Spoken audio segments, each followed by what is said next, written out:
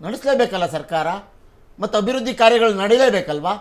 ತೆರಿಗೆ ಹಾಕಿಲ್ಲ ಅಂತ ನಾವು ಬರೀ ಇದು ಪರಿಶುದ್ಧರು, ನಾವು ಏನೂ ನೋವೇ ಮಾಡಿದ್ದೇವೆ.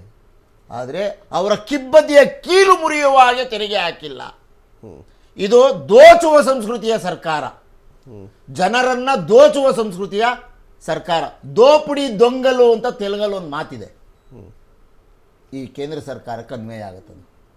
ತೆಲುಗಲ್ಲಿರೋ ಮಾತು ದೋಪುಡಿ ದೊಂಗಲು ಅಂತ, ಕೇಂದ್ರ ಸರ್ಕಾರಕ್ಕೆ ಅನ್ವಯ ಆಗೋ ಮಾತದು. ಏನು ಸಾರ್, ಈ ಥರ ಕಿತ್ತು ತಿಂದರೆ ಜನರು ಬದುಕೋದು ಬೇಡವೆ?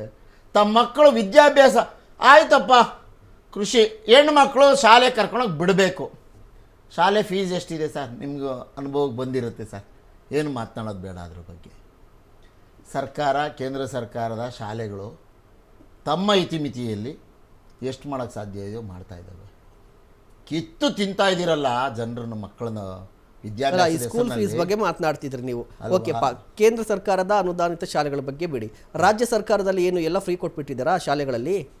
ಸರ್, ಈಗ LKG UKGಗೂ ಇಂಗ್ಲಿಷ್ ಮೀಡಿಯಂ ಪಾಠ ಮಾಡಬೇಕು ಅಂತ ಘೋಷಣೆ ಮಾಡಿ ಅಲ್ಲ, ಸರ್ಕಾರ ಶಿಕ್ಷಣ ವ್ಯಾಪಾರ ಅಲ್ಲ ಸರ್, ಸೇವೆ. ಶಿಕ್ಷಣವನ್ನು ಕೇಳಿ, ಮಕ್ಕಳು ಹಾಕೊಳ್ಳೋ ಬೂಟಿಂದ ಹಿಡ್ಕೊಂಡು, ಸಾಕ್ಸಿಂದ ಹಿಡ್ಕೊಂಡು, ಬಟ್ಟೆಯಿಂದ ಹಿಡ್ಕೊಂಡು, ಪುಸ್ತಕದಿಂದ ಹಿಡ್ಕೊಂಡು, ಬೆಳಗ್ಗೆ ತಿಂಡಿಯಿಂದ ಹಿಡ್ಕೊಂಡು, ಮೊಟ್ಟೆ, ಹಾಲು, ಬನಾನಾ, ಚುಕ್ಕಿ, ಪ್ರತಿಯೊಂದು ಕೊಡ್ತಿದೆ ಸರ್ ಕರ್ನಾಟಕ ಸರ್ಕಾರ. ರಾಷ್ಟ್ರಪತಿ ಭವನದಿಂದ ನಿರ್ಮಲಾ ಸೀತಾರಾಮನ್ ಅವರು ತೆರಳಿರುವಂಥದ್ದು ಈಗ ಸೀದಾ ಹೋಗುವಂಥದ್ದು ಸಂಸತ್ ಭವನದತ್ತ. ಸಂಸತ್ ಭವನದಲ್ಲಿ ಈಗಾಗಲೇ ಕ್ಯಾಬಿನೆಟ್ ಮೀಟಿಂಗ್ ಕೂಡ ಇರುತ್ತೆ. ನರೇಂದ್ರ ಮೋದಿಯವರ ಅಧ್ಯಕ್ಷತೆಯಲ್ಲಿ ನಿರ್ಮಲಾ ಸೀತಾರಾಮನ್ ಅವರು ಇದೀಗ ರಾಷ್ಟ್ರಪತಿ ಭವನವನ್ನು ಬಿಟ್ಟು ಸಂಸತ್ ಭವನದತ್ತ ಹೋಗ್ತಾ ಇದ್ದಾರೆ. ಸಂಸತ್ ಭವನದಲ್ಲಿ ಕ್ಯಾಬಿನೆಟ್ ಇದೆ. ಕ್ಯಾಬಿನೆಟ್ಟಲ್ಲಿ ಬಜೆಟನ್ನು ಮಂಡಿಸ್ತಾರೆ ಅಥವಾ ಒಪ್ಪಿಗೆಯನ್ನು ಪಡೆದುಕೊಂಡು ಅದಾದ ಬಳಿಕ ಅಧಿವೇಶನಕ್ಕೆ ಹೋಗಿ ಬಜೆಟನ್ನು ಮಂಡಿಸುವಂಥದ್ದು ದಾಖಲೆಯ ಬಜೆಟ್ಟು. ಕುಮಾರ್ ಸರ್, ನೀವು ಹೇಳ್ತಾ ಇದ್ರಿ ಏನೋ ಎಲ್ಲವೂ ಕೊಡ್ತಾ ಇದ್ದೀವಿ, ಬೂಟು, ಮೊಟ್ಟೆ ಕೊಡ್ತಾ ಇದ್ದೀವಿ, ಎಲ್ಲವೂ ಕೊಡ್ತಾ ಇದ್ದೀವಿ ಅಂತ ನೀವು ಹೇಳ್ತಾ ಇದ್ರಿ. ಸರಿ, ಒಂದು ನಿಮಿಷ ಇರಿ. ಎಲ್ಲವೂ ಕೊಡ್ತಾ ಇದ್ರೆ ಸರಿ, ಬಟ್ ಸರ್ಕಾರಿ ಶಾಲೆಗಳ ಸ್ಥಿತಿಯಾಗಿ ಈ ರೀತಿ ಇದೆ. ಮೂಲಸೌಕರ್ಯ ಅಲ್ಲಿಗೆ ಬರ್ತಾ ಇದೆ. ಮೂಲಸೌಕರ್ಯ ಅಭಿವೃದ್ಧಿಗೆ ಎಷ್ಟು ಸಾಧ್ಯ ಜಿಲ್ಲಾ ಕೇಂದ್ರಗಳಲ್ಲಿ, ತಾಲೂಕು ಕೇಂದ್ರಗಳಲ್ಲಿ ಏನೇನು ಶಾಲೆಗಳಿದ್ದಾವೆ ಎಲ್ಲವೂ ಉನ್ನತೀಕರಣ ಆಗ್ತಾ ಇದ್ದಾವೆ, ಮೊದಲಿನ ಥರ ಇಲ್ಲ. ಆಮೇಲೆ ಅಲ್ಲಿ ಬೋಧನೆ ಮಾಡೋ ಶಿಕ್ಷಕರು ಪ್ರೈವೇಟ್ ಶಾಲೆಯಲ್ಲಿ ಮಾಡೋ ಶಿಕ್ಷಕರಿಗಿಂತ ಹೆಚ್ಚು ತರಬೇತಿ ಹೊಂದಿರೋರು, ಹೆಚ್ಚು ಓದ್ಕೊಂಡಿರೋರು ಇದ್ದಾರೆ. ಜನರ ಮನಸ್ಸಲ್ಲಿ ಒಂದು ಭಾವನೆ ಬಂದ್ಬಿಟ್ಟು ಇಡೀ ಶಿಕ್ಷಣ ವ್ಯವಸ್ಥೆ ಉಲ್ಟಾ ಪಲ್ಟಾ ಆಗಿದೆ. ಜನರು ಪ್ರೈವೇಟ್ ಸ್ಕೂಲಲ್ಲಿ ಓದಿದ್ರೆ ಮಾತ್ರ ನನ್ನ ಮಕ್ಕಳು, ಕನ್ನಡ ಮೀಡಿಯಮಲ್ಲಿ ಓದಿದ್ರೆ ನಮ್ಮ ಮಕ್ಕಳು ಕಾಂಪಿಟೇಷನ್ ಮಾಡೋಕ್ಕಾಗೋದಿಲ್ಲ ಅನ್ನೋ ಮನಸ್ಥಿತಿ ಬಂದ್ಬಿಟ್ಟಿರೋ. ಆ ಮನಸ್ಥಿತಿಯನ್ನು ರೂಪಿಸ್ತಾ ಇರೋದು ಯಾರು? ಒಂದು ನಿಮಿಷ, ಆ ಮನಸ್ಥಿತಿ ಬರ್ಲಿಕ್ಕೆ ಕಾರಣ ಏನು? ಸರ್ಕಾರದ ಪಾತ್ರವೇ ಇಲ್ವಾ? ಆಯ್ತು ನೋಡಿ ಸರ್, ಈಗ ಬದಲಾವಣೆ ಆಗಲಿ ಅಂತ ಹೇಳಿ ಇರೋ ಮಕ್ಕಳು ಕೂಡ ಬೇರೆಯವ್ರ ನಡುವೆ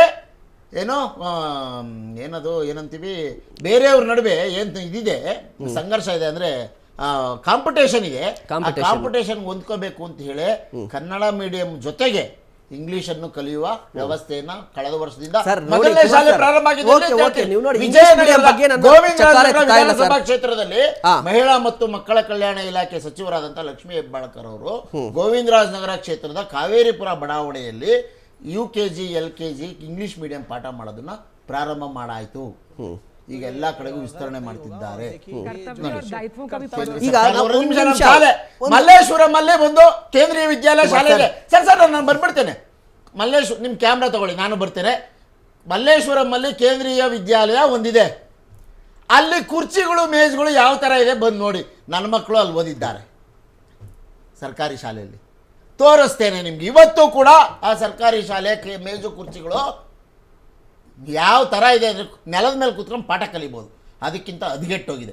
ಬರ್ಬೇಕು ನೀವು, ಅದು ರಿಯಾಲಿಟಿ ಚೆಕ್ ಮಾಡಬೇಕು. ಕೆಲವು ಕಡೆ ಈ ಶಿಕ್ಷಣ ವ್ಯವಸ್ಥೆಯಲ್ಲಿ ದೊಡ್ಡ ಹಣ ಇಸ್ಕೊಂಡು ಶಾಲೆ ನಡೆಸ್ತಿರೋರು ಮತ್ತು ಕೇಂದ್ರ ಸರ್ಕಾರದ ಸರ್ಕಾರಿ ಶಾಲೆಗಳು, ರಾಜ್ಯ ಸರ್ಕಾರದ ಸರ್ಕಾರಿ ಶಾಲೆಗಳನ್ನ ತುಲನೆ ಮಾಡಿ ಈ ಬಜೆಟ್ ಸಂದರ್ಭದಲ್ಲಿ ಹಾಕಬೇಕಾಗಿತ್ತು. ಶಿಕ್ಷಣ ವ್ಯವಸ್ಥೆ ಯಾವ್ದಾದ್ರು ಒಂದು ವಿಚಾರದಲ್ಲಾದರೂ ದೇಶ ಸರ್ಕಾರಗಳು ದೊಡ್ಡ ತೀರ್ಮಾನ ತೆಗೆದುಕೋಬೇಕು ಅಂತ ನೀವೆಲ್ಲ ಅದನ್ನ ಮಾಡಿ ಸರ್ಕಾರಗಳು ಎಚ್ಚೆತ್ಕೊಂಡು ಒಂದು ವಿಷಯದಲ್ಲಿ 1 ವರ್ಷ ಪೂರ್ಣ ಶಿಕ್ಷಣದ ಬಗ್ಗೆ, 1 ವರ್ಷ ಪೂರ್ಣ ಆರೋಗ್ಯದ ಬಗ್ಗೆ, 1 ವರ್ಷ ಪೂರ್ಣ ಕೃಷಿ ಬಗ್ಗೆ, 1 ವರ್ಷ ಪೂರ್ತಿ ಉದ್ಯೋಗ ಸೃಷ್ಟಿ ಅಂದ್ರೆ ಕೈಗಾರಿಕೆಗಳ ಬಗ್ಗೆ ಯೋಚನೆ ಮಾಡ್ತೀವಿ ಅಂತ 5 ವರ್ಷಕ್ಕೆ 5 ಕಾರ್ಯಕ್ರಮ ಕೊಟ್ಟಿದ್ರು. ಈ ದೇಶ ಯಾವತ್ತು ಉದ್ಧಾರ ಆಗ್ತಿತ್ತು? ಓಕೆ ಓಕೆ ಇಷ್ಟೆಲ್ಲ ಮಾತಾಡಿದ್ರಲ್ಲ, ಈಗ ನೋಡಿ ಶಿಕ್ಷಣದ ಬಗ್ಗೆ ನೀವು ಮಾತನಾಡ್ತಾ ಇದ್ರಿ, ನಾನು ಒಪ್ಕೋತೀನಪ್ಪ. ನೀವೆಲ್ಲೋ ಒಂದು ಶಾಲೆ ಬಗ್ಗೆ ಮಾತನಾಡಿದ್ರೆ ನಾನು ಒಪ್ಕೋತೀನಿ, ಚೆನ್ನಾಗಿದ್ರೆ ಒಪ್ಕೊಳ್ಳೋಣ ಸರ್. ನಾನು ಸರ್ಕಾರಿ ಶಾಲೆಯಲ್ಲಿ ಸರ್, ಯಾದಗಿರಿಯಲ್ಲಿರುವಂತ ಯಾವ್ದೋ ಹಳ್ಳಿಯಲ್ಲಿರುವಂತ ಶಾಲೆ ಸ್ಥಿತಿ ಹೇಗಿದೆ ಸರ್?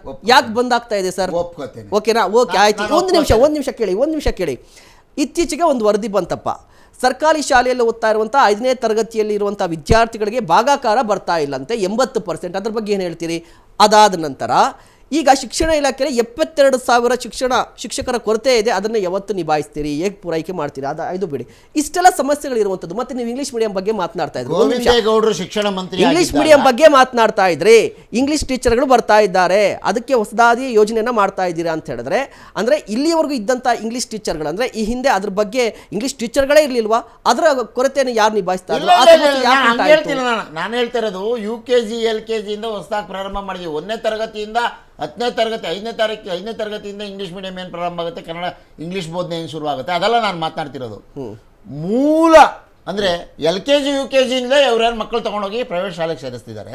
ಜನರು ಏನು ಸಂಕಷ್ಟಕ್ಕೊಳಗಾಗಿದ್ದಾರೆ, ಅದ್ರ ಫೀಸ್ ಕಟ್ಟಕ್ಕಾಗದೆ, ಲಕ್ಷ ಹಣ ಕಟ್ಟಕ್ಕಾಗದೆ, ಆ ಕೊರತೆ ಅದನ್ನು ನೀಗಿಸ್ಬೇಕು, ಆ ಇದರಿಂದ ಹೊರತರಬೇಕು ಜನರನ್ನ ಅಂತೇಳಿ ಸರ್ಕಾರಿ ಶಾಲೆಯಲ್ಲೇ LKG UKG ಪ್ರಾರಂಭ ಮಾಡಿದ್ವಿ. ಇದೊಂದು ಆರೋಪ ಇದೆ, ಇದೊಂದು ಆರೋಪ ಇದೆ. ಈಗ ಅಂಗನವಾಡಿ ಕಾರ್ಯಕರ್ತರು ಪ್ರೊಟೆಸ್ಟ್ ಮಾಡ್ತಾ ಇದ್ದಾರೆ, ಸರಿನಾ? ಫ್ರೀಡಮ್ ಫಾರ್ ಹೋಗಿ ಅವ್ರದ್ದೊಂದು ಆರೋಪ ಇರುವಂಥದ್ದು, ಅವ್ರ ಬೇಡಿಕೆ ಇದೆ. ನೀವು ಈ ರೀತಿಯಾಗಿ ಸರ್ಕಾರಿ ಶಾಲೆಯಲ್ಲಿ LKG UKG ತಂದ್ರೆ ಅಂಗನವಾಡಿಗಳ ಪರಿಸ್ಥಿತಿ ಏನು?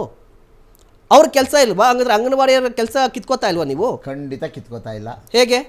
ಯಾವುದೇ ಕಾರಣಕ್ಕೂ ಕಿತ್ಕೋತಾ ಹೇಗೆ? ಅದು ಪ್ರಾಕ್ಟಿಕಲ್ ಮತ್ತೆ ಅವ್ರಿಗೆ ಟ್ರೈನ್ಡ್ ಮಾಡಿ ಅಲ್ಲಿ ಡೆಬಿಟ್ ಮಾಡ್ತಾ ಇದ್ದಾರೆ.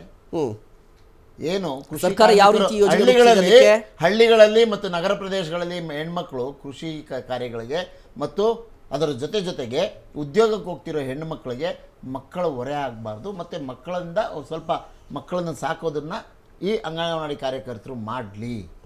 1 ವರ್ಷಗಳ ಕಾಲ ಅವರನ್ನ ಕಾಪಾಡಲಿ. ನಂತರ LKG UKGಗೆ ಸರ್ಕಾರ ಕೊಟ್ಟಿಲ್ವಾ ಯೋಜನೆ?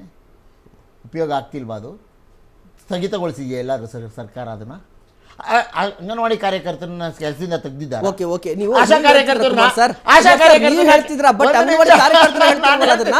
ಕಾರ್ಯಕರ್ತರಿಗೆ ಸಂಬಳ ಜಾಸ್ತಿ ಮಾಡ್ಬೇಕಪ್ಪ.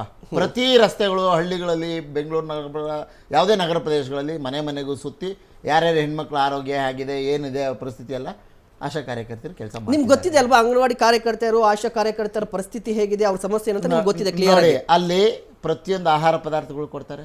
ಅಲ್ಲೊಂದು ಅಡುಗೆ ಮಾಡ್ಕೊಡ್ಬೇಕು, ಬೆಳಗ್ಗೆ ತಿಂಡಿ, ಮಧ್ಯಾಹ್ನ ಊಟ, ಮಕ್ಕಳಿಗೆ ಹಾಲು ಕೊಡಬೇಕು, ಎಲ್ಲ ವ್ಯವಸ್ಥೆ ಮಾಡಿದ್ದೇವೆ ಸರ್ಕಾರ. ಅದೆಲ್ಲೂ ಕೊರತೆ ಆಗಿಲ್ಲ. ಎಲ್ಲಾದ್ರೂ ಕೊರತೆ ಇದೆ ಅಂತ ಒಂದೇ ಹೇಳಿ ನೋಡೋಣ. ನೀವು ಹೇಳಿದ್ರಿ ಮೂಲಭೂತ ಸೌಕರ್ಯಗಳು, ಬಿಲ್ಡಿಂಗ್ಗಳು ಹೇಗಿದೆ ಅಂತ ಕೇಳಿದೀವಿ. ಮತ್ತೆ ಸ್ಯಾಲ್ರಿ? ಒಂದು ನಿಮಿಷ ಒಂದು ಹಳ್ಳಿಲಿರೋ ಒಂದು ಹೆಣ್ಮಗಳಿಗೆ ಒಂದು ಉದ್ಯೋಗ ಕೊಟ್ಟಿದ್ದೀವಿ. ಆಶಾ ಕಾರ್ಯಕರ್ತೆ ಆಗಲಿ, ಅಂಗನವಾಡಿ ಕಾರ್ಯಕರ್ತೆ ಆಗಲಿ ಇರ್ಬೋದು. ಕೇಂದ್ರ ಸರ್ಕಾರ